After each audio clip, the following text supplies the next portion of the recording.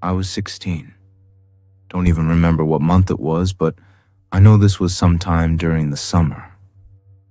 My parents were gone for the weekend, so I was spending the 2 days alone doing whatever, mostly cycling between watching YouTube, gaming, and grabbing snacks from the kitchen. So I was in my room upstairs 99% of the time with headphones on. I think being a teen, it was nice to just sit in my room and do whatever I wanted without being bothered. At some point while I was gaming, though, I started hearing voices. At first, I thought a video had started playing in the background, but when I checked YouTube, everything was paused. So then I took my headphones off, and that's when I noticed the voices were coming from outside. I had my bedroom window slightly cracked open so I could hear just the muffled sound of someone speaking. It was raining outside too, which made it more difficult. They had to be close though, like near the outside walls of the house. Couldn't tell what they were saying or if they were talking to someone else. I only heard what sounded like one voice. By the time I had gotten up from my chair and walked over to the window to get a closer listen, they had stopped talking. I decided to head downstairs and try looking out some of the other windows to see if they were still around. Because honestly, someone walking that close to the house at 8 p.m. was pretty weird. Seemed like whoever it was gone already though, because I couldn't see any sign of them. When I got downstairs, I took the opportunity to grab a bag of chips from the kitchen, then headed back up to my room. Must have been up there gaming for an hour, but it went by really fast. I was in the middle of a round, and suddenly heard a voice from outside my headset. Even me dumb and with the headphones on, the voice was much more clear than what I was hearing earlier. Not necessarily louder, but far less muffled, and I could have sworn I knew what he said. I quickly took off my headset and listened. The house was quiet and creaky as I waited for 15 seconds before I heard the voice. Again, Luke. The man called my nickname.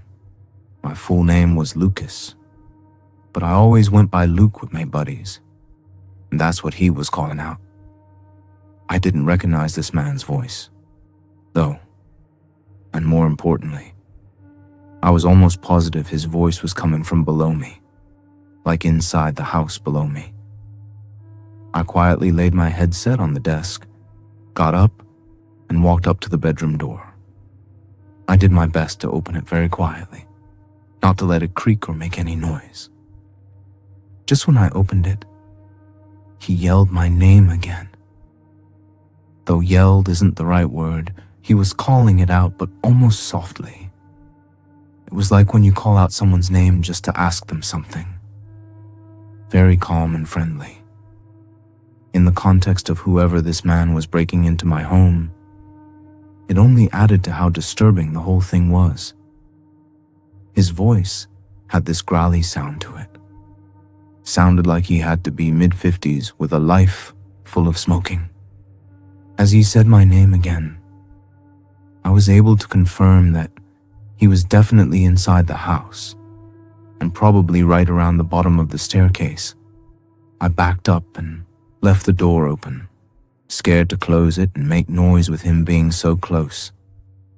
I then went to the back window and pushed it further open, then carefully stepped out onto the roof and closed it as much as I could without letting it latch shut. It wasn't a full roof.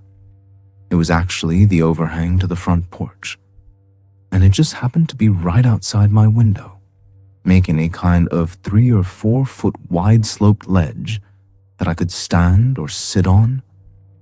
Definitely not the safest, especially being wet and slippery from the rain. But I didn't have much of a choice unless I wanted to hide in the bedroom and probably get found before cops could make it. And that's when I realized I left my phone on my desk. I was too worried about getting out to even think about it. I moved back toward the window and prepared to go back in and get it. But just as I peered into the room, I saw a shadow through the doorway coming down the hall outside my room. I quickly moved back out of sight. My heart was pounding. A few seconds later, I heard some things shuffling around in my room, and then the man called my name again. Luke. That creepy, soft tone. I peered over just a little bit so I could partially see the room. All I saw was his shadow on the wall moving around and looking at my desk, probably seeing I had a game opened and was in the process of figuring out. I had to be somewhere nearby still. I really wanted to look around a little further to get a glimpse of who he was, but I couldn't risk getting caught. I started getting that sixth sense gut feeling that I was about to be found out. So, I acted fast, moving to the farthest point of the ledge. Under me was nothing but a small bush and some grass. It was maybe an 8 to 10 foot drop. I sort of dangled off first, then let go, hitting my legs on the ground and falling back. It was painful, but didn't break anything. I got up and ran for the nearest neighbor. Honestly, I don't know how others in these stories I listen to do it, because in my case, I couldn't get anyone to answer the door and help me. I mean, it was the middle of the night, and they probably thought I was some lunatic trying to get them to open the door and let me in. It still ended up working, though, because one of the houses called the police on me for banging on their door, which I was then able to explain to the officer my situation. I had no way to know how long I was out there for. My guess is 20 minutes before the cop came by. The man in my home was gone, but the officer also found the window in my room fully open. The guy had checked out on the ledge at some point after I left. It made my heart sink knowing how close I was.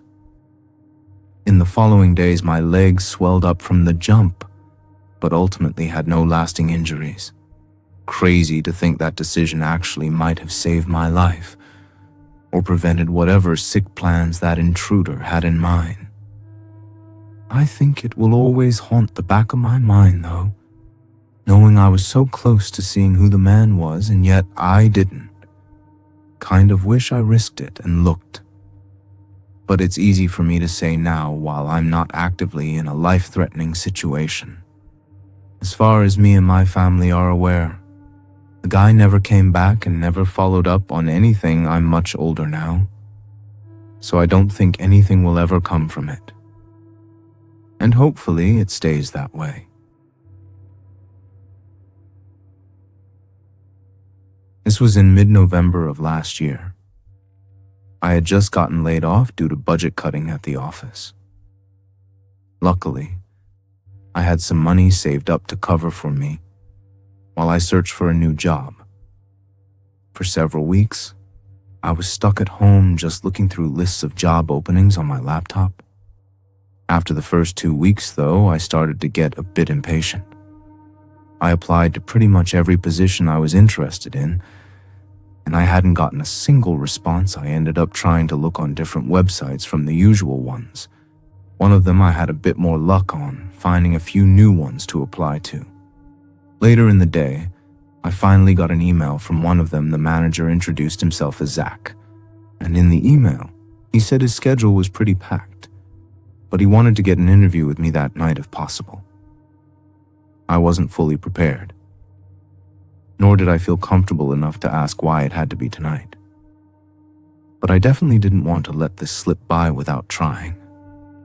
I thought showing up on short notice would be a good way to show my commitment.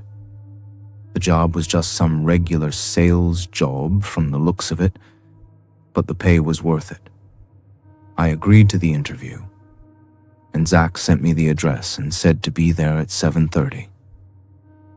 I got ready and headed over, arriving 15 minutes early. I didn't have any time to research the place or anything. so I wasn't all too sure what to expect. The place it had me pull into was the parking lot of a small building. It wasn't obvious from the outside what the building was for. It only had an address number on it. I assumed it was just an office because it was a sales job. But it was hard to say because all the lights were off. The parking lot was also empty. Something felt wrong. I checked the address again and looked it up, and it came back to the same spot. The building had no name on Google either. I called the phone number attached to the email that Zach sent me. He didn't pick up. I called a couple more times and still got no answer. I waited until 15 minutes past the scheduled time, then decided to leave. Dark, empty building with nobody in the parking lot and getting no reply from the interviewer. The whole thing felt sketchy, and in hindsight, I should have been more aware to the possibility. I drove home. I was upset about the waste of time, but overall, I just wanted to move past it.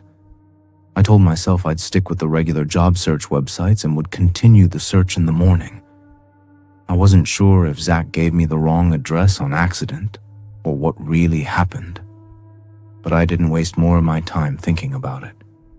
I grabbed a beer from the fridge and sat on the couch, cracking it open and turning on the TV. With no job, I had no bedtime, so I pretty much just chilled on the couch until I felt sleepy. Throughout the hours, though, I kept hearing something upstairs, just like a creak in the ceiling.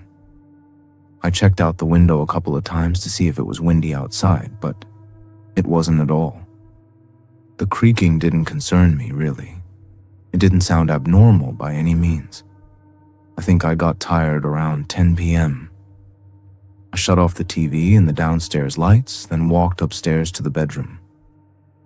The last thing I remember was getting in bed and laying down, falling asleep really quickly, before suddenly I was awake again. My eyes were open to the pitch black room. As I laid there, I heard that same creak sound that I'd been hearing. It was close to me. Like somewhere on the other side of the room, I looked over with my tired eyes, barely seeing anything in the dark. But then there was a slow and quiet sound that I recognized as the closet sliding open. My eyes opened a little more. Seeing just the outline of the closet door slowly opening, I felt almost like I was frozen, just stuck in place, unable to move as I watched this happen. My mind wasn't fully convinced this was even real. It wasn't until the closet stopped moving and a figure leaned out from behind it that my body jerked out of the frozen state I was in. I grabbed my phone and jumped out of bed opposite to the side the closet was on. The figure didn't move, though. They just stood still and stared at me, almost like they were hoping I somehow didn't see them. Standing up, though, and with my eyes adjusted, I was 100% sure what I was seeing was real. I ran out of the room and left my house. As I spoke to a 911 operator, it was probably dumb of me, but I stood in my front yard and watched through my front door at the staircase. I didn't want whoever was in there to leave without getting caught. Obviously, they could have been dangerous and armed, so it wasn't the smartest decision. A few minutes later, 2 cops showed up. I never saw anyone come down the stairs, so I told them where I last saw the guy. They went in and found him still hiding in the closet. When they pulled him out and dragged him into the car, I couldn't believe how disturbing this guy looked. Oily, long and messy hair, disgusting clothes, and these wide, unfriendly eyes. He didn't say a single word as to what he was doing, but it only took a couple days to get the whole story. He had made these fake job listings on multiple sites. There were actually hundreds of fake listings he made, all for different types of jobs. Disturbingly, he had all my info from the resume I sent in, and he knew exactly when I'd leave my house for the interview, so he broke in while I was gone. That whole night, he was in my home with me, and just a couple feet away while I was sleeping. However, we still never got an answer as to what he was planning to do. Without him outright saying it, there's no way for me to ever know what was going to happen that night. This was on what I thought was going to be a normal weekday for me. However, it turned out to be far from that. Being early April, it was raining a lot around here. My job was partially indoor and partially outdoor, so it was always 10 times worse when it was raining. It wore me out by the time my shift was over. I got off at 6 o'clock this day. I drove through the rain 30 minutes to my home, which was nestled away in the rural part of town. Strangely, as I pulled down my driveway, which was just mud at this point from all the rain, I noticed another set of tracks. Like another car had recently driven down to my house. I didn't think much of it, assuming it was a mail truck or something, until I got home and noticed no mail or deliveries at my doorstep. Odd, but from the tracks, it looks like when they got to the house, they just did a 3-point turn and left. Probably just made the wrong turn. I went inside and got out of my soaked work uniform, then went to the kitchen to whip up something quick for dinner. It was maybe 7:30 when I thought I heard a knock somewhere by the front door. I say thought, because it was only a single knock and it was kinda quiet. Plus, with the rain and all, it was hard to hear. I got up from the living room and walked to the other side of the house to check the front door. When I opened it, I was smacked in the face by rain and wind, and yet, nobody was even on my porch. I looked around for a few seconds before shutting the door to save myself from getting drenched. It was probably nothing anyway. I went back to the living room where I was watching a show while scrolling on my phone. Nothing really happened for a while, at least an hour before I got up from the couch to use the bathroom. When I walked out of the room, though, I noticed something really weird. There was a mark on the floor. It looked like a little bit of dirt or mud, which really stood out because the tile floors were white. I knew I didn't wear my shoes through the house, especially not with them being muddy and wet from outside. Also, I was confused how I didn't notice it before. Where the spot was basically right behind my couch, which faced the other direction. Because the TV was on the far wall, I grabbed a rag and wiped it up, but still felt really weird about it. It seemed like it was going to be just one of those things that happen sometimes where you never really understand it, but it's not exactly meaningful in any way. So you just forget about it and move on. Thing is, it did cross my mind that maybe it was someone else, but it felt more like me just scaring myself over nothing. I used the bathroom, then went back to the couch. I'd be lying if I said I just forgot about it, though. This felt different, like I had a bad gut feeling about it. I couldn't help but constantly check over my shoulder, sensing that I was being watched, like that feeling you get after watching a horror movie.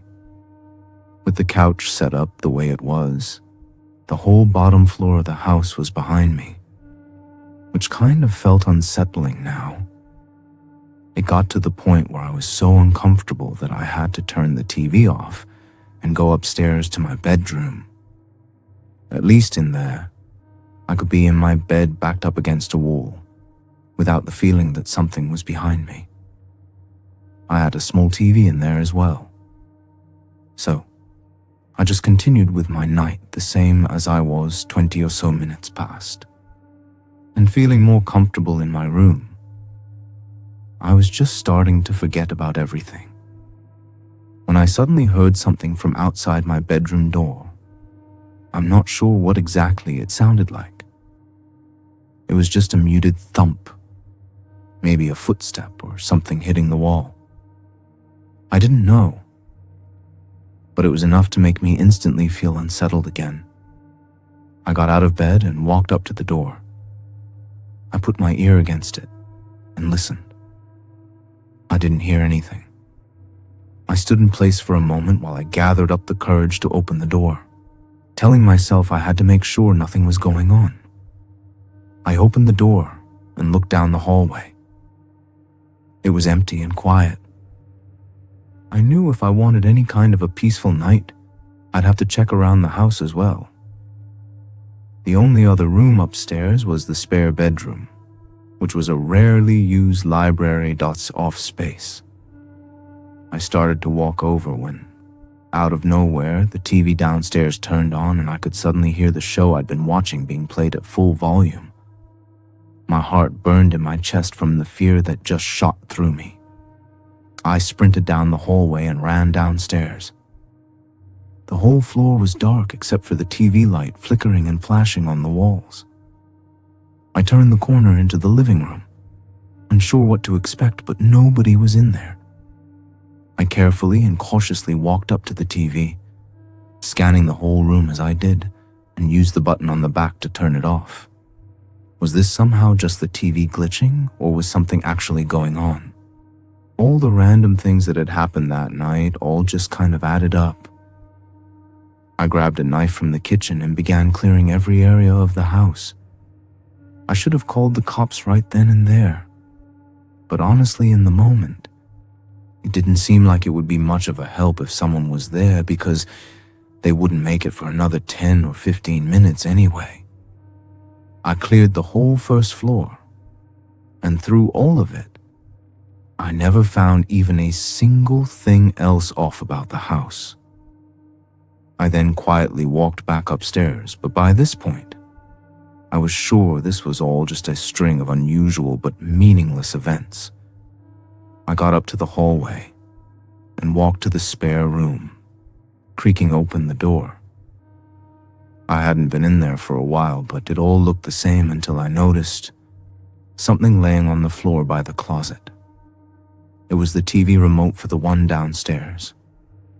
Blood rushed from my face. I backed up and ran downstairs and out of the house as I called the police. Sure enough, when they got there, they found a couple other signs that someone else was inside, including a broken lock on one of the downstairs windows. Likely, whoever it was had visited my house earlier in the day while I was at work, probably driving down my driveway and knocking on the door to see if I was home. After realizing I wasn't, they probably drove away only to come back and break in. They were inside the entire night, quietly lurking around the house. Maybe they really were watching me all night. It still makes me shiver just thinking about it. When I went up to my bedroom, they must have grabbed the TV remote. And obviously they turned it on to distract me as I was walking up to the spare room they were hiding in, giving them enough time to slip out of the house. It's almost 100 times creepier that nothing was taken, and no clear signs showed what they were there for. Hopefully, if anything else happens, I'll still be around to update you on it.